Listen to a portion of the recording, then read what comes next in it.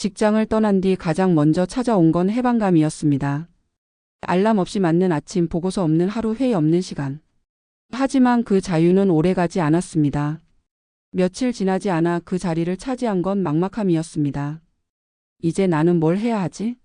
그 질문 앞에서 수많은 은퇴자들이 멈춰 섭니다. 서울에서 35년을 일한 김정호 씨는 은퇴 첫날을 잊지 못한다고 말했습니다. 회사에서의 마지막 인사를 마치고 집으로 돌아오는 길, 마치 세상에서 자신이 지워진 기분이었다고 했습니다. 다음 날 아침 늘 하던 대로 정장을 꺼냈다가 이제 갈 곳이 없구나라는 사실을 깨달았을 때 마음 한구석이 무너져 내렸다고 했습니다. 돈이 없어서 불안한 줄 알았지만 시간이 지나며 알게 됐습니다.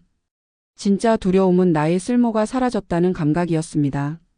매달 통장에 월급이 들어올 때 그는 자신이 사회의 한 축을 담당하고 있다고 믿었습니다. 하지만 퇴직 후 그 끈이 끊기자 하루의 의미도 함께 사라졌습니다. 이런 감정은 김정호 씨만의 이야기가 아닙니다. 통계에 따르면 퇴직 후 6개월 이내에 60% 이상의 남성들이 무력감을 경험합니다. 경제적 어려움보다 심리적 공허감이 먼저 찾아오죠.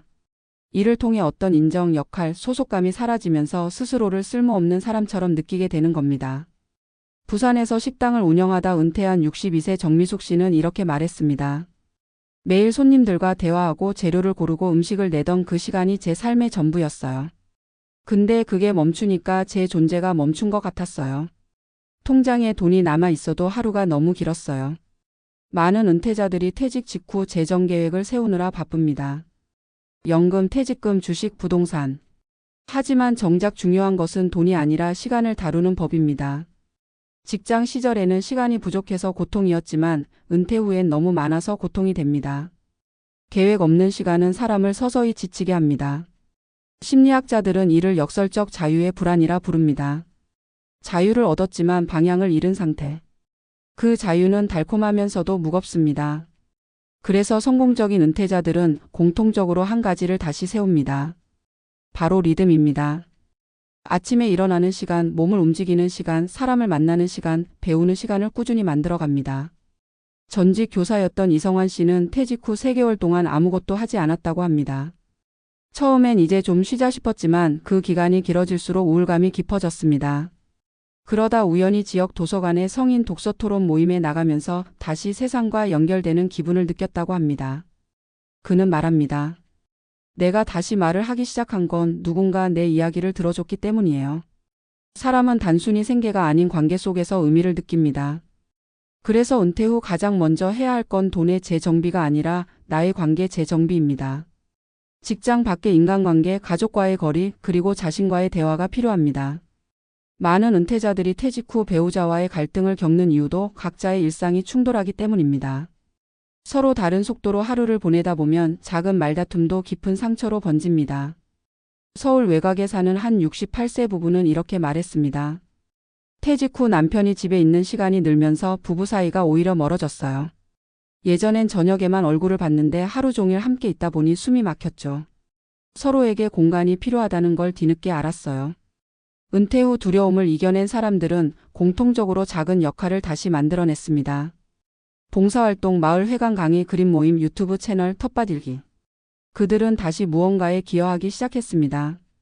그때부터 삶의 불안이 줄었다고 말합니다. 결국 은퇴 후의 진짜 두려움은 돈이 아닙니다. 쓸모의 상실, 관계의 단절, 의미의 부재가 사람을 무너뜨립니다. 돈은 다시 벌 수 있지만 존재의 의미를 잃으면 회복이 어렵습니다. 그래서 우리는 은퇴를 단순한 일의 끝으로 보지 말아야 합니다. 나의 역할을 새로 쓰는 시기로 바라봐야 합니다.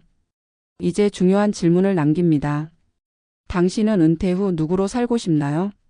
그 답을 찾는 순간 두려움은 줄고 삶은 다시 시작됩니다. 은퇴는 끝이 아니라 나를 새로 쓰는 두 번째 기회입니다. 직장을 떠난 뒤 대부분의 사람들은 자신이 무엇을 두려워했는지를 뒤늦게 깨닫는다. 처음엔 돈이 문제라고 생각한다. 고정 수입이 끊기고 매달 빠져나가는 생활비와 의료비를 떠올리면 누구나 불안해진다. 하지만 시간이 지나면서 많은 은퇴자들이 고백한다. 통장 잔고보다 더 무서운 건 하루가 너무 길어지는 것이다. 일의 리듬이 사라지고 자신이 어디에 속해 있는지도 모르는 공허함이 밀려온다. 돈은 줄었지만 시간은 늘어나고 그 시간 안에서 자신이 점점 희미해지는 걸 느끼는 것이다. 한때 대기업에서 인사팀장을 지냈던 58세 남성은 은퇴 후 불안의 본질을 이렇게 말했다. 퇴직금이 적지 않았어요. 당장 생활에 지장은 없었죠. 그런데 하루 종일 집에 있다 보니 내가 세상에서 불필요한 존재가 된 것 같은 거예요. 누가 나를 찾지도 않고 내 결정이 필요한 일도 없으니까요. 그는 30년 동안 사람을 평가하고 관리하던 사람이었다. 하지만 그 모든 권한이 사라지자 자신감이 함께 무너졌다. 아침마다 옷장을 열어도 입을 옷이 없고 외출할 이유도 없었다. 그때 비로소 깨달았다. 자신을 지탱하던 건 월급이 아니라 필요로 되는 감각이었다는 걸. 이런 이야기는 은퇴자들 사이에서 흔하게 들을 수 있다. 어떤 이는 연금을 받으며 안정된 생활을 하고 있음에도 우울증을 앓는다. 또 어떤 이는 적은 돈으로 살지만 지역 도서관 자원봉사를 하며 웃음을 되찾는다. 돈의 많고 적음이 행복을 결정하지 않는 이유는 인간이 본질적으로 의미를 소비하는 존재이기 때문이다. 우리는 이를 통해 사회와 연결되고 타인의 인정 속에서 자신을 확인해왔다. 그런데 은퇴는 그 끈을 한순간에 잘라버린다. 그리고 그 단절이야말로 가장 큰 상실로 남는다.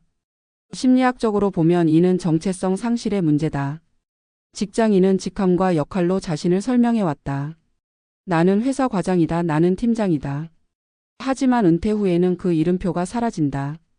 남는 건 개인의 본 모습인데 정작 그 본 모습을 오랫동안 잊고 살았던 사람일수록 혼란이 크다. 65세의 전직 은행원은 이렇게 말했다. 은행에서 일할 땐 매일이 전쟁 같았어요.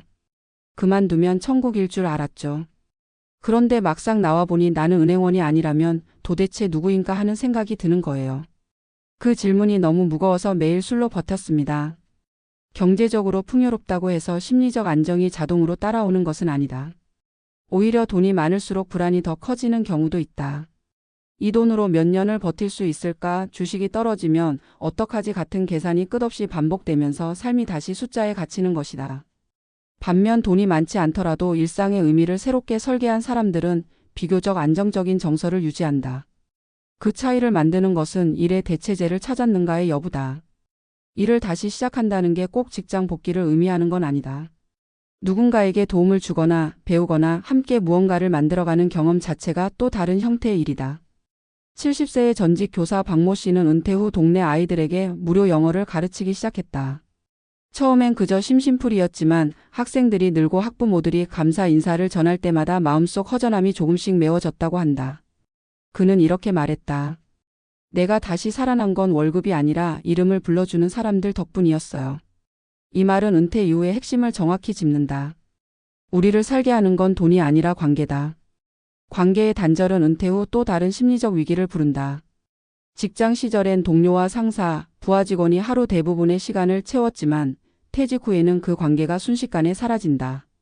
처음에는 혼자 있는 게 편하다고 느끼지만 시간이 길어질수록 외로움이 깊어진다. 특히 남성 은퇴자들은 친구 관계가 협소한 경우가 많아 사회적 고립이 빠르게 진행된다. 여성은 비교적 일상 속 교류망이 유지되지만 남성은 퇴직과 동시에 대인관계가 단절되는 경우가 많다. 이런 상태가 지속되면 우울감, 무력감, 심한 경우 생의 의미 상실로까지 이어진다. 따라서 은퇴 후의 삶에서 관계 회복은 생존의 문제와 같다. 단순히 사람을 많이 만나는 것이 아니라 진심으로 연결된 관계를 다시 만드는 것이다.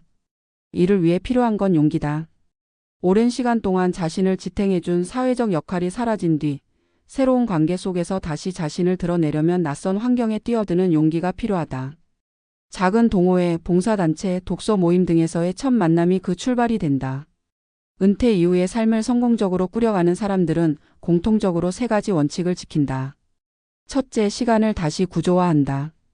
일할 때는 회사가 정해준 스케줄이 있었지만 이제는 자신이 시간을 설계해야 한다. 아침에 일어나는 시각, 식사 시간, 운동 시간, 독서나 산책의 시간을 규칙적으로 정하는 것이 중요하다. 둘째, 몸을 움직인다. 신체 활동은 단순한 건강 관리가 아니라 마음을 붙잡는 행위다. 걷기, 등산, 요가, 심지어 아침마다 집 근처를 돌며 쓰레기를 줍는 일도 좋다. 셋째, 배움을 멈추지 않는다. 새로운 기술, 언어, 악기, 그림 등은 뇌의 활력을 되살리고 자신감 회복에 큰 도움을 준다. 경제적 계획도 여전히 중요하다. 하지만 그 계획의 중심을 돈을 불리는 법이 아니라 지속 가능한 삶의 구조를 만드는 법으로 옮길 필요가 있다. 예를 들어 은퇴자 중 일부는 배당금이나 임대 수익으로 안정적인 현금 흐름을 확보해놓고 그 수입을 의미 있는 소비로 연결한다. 단순한 절약이 아니라 자신과 타인의 행복에 기여하는 방향으로 돈을 쓰는 것이다. 그렇게 되면 돈은 두려움의 근원이 아니라 삶을 유지하는 도구로 돌아간다. 심리학자 빅터 프랭클은 인간은 쾌락이나 권력이 아니라 의미를 추구하는 존재라고 말했다. 은퇴는 바로 그 의미를 다시 정의하는 시기다. 돈은 생존을 보장하지만 의미는 존재를 지탱한다. 하루하루의 삶이 공허하게 느껴진다면 그것은 돈이 부족해서가 아니라 의미가 빠져나갔기 때문이다. 따라서 은퇴 후의 진짜 과제는 무엇으로 살아갈 것인가가 아니라 왜 살아가야 하는가를 다시 묻는 일이다. 직장을 떠난 뒤에 두려움은 누구에게나 찾아온다. 하지만 그 두려움은 삶이 끝났다는 신호가 아니라 새로운 시작을 요구하는 경고입니다. 일터에서의 역할이 끝났다면 이제는 삶의 작업을 시작해야 한다.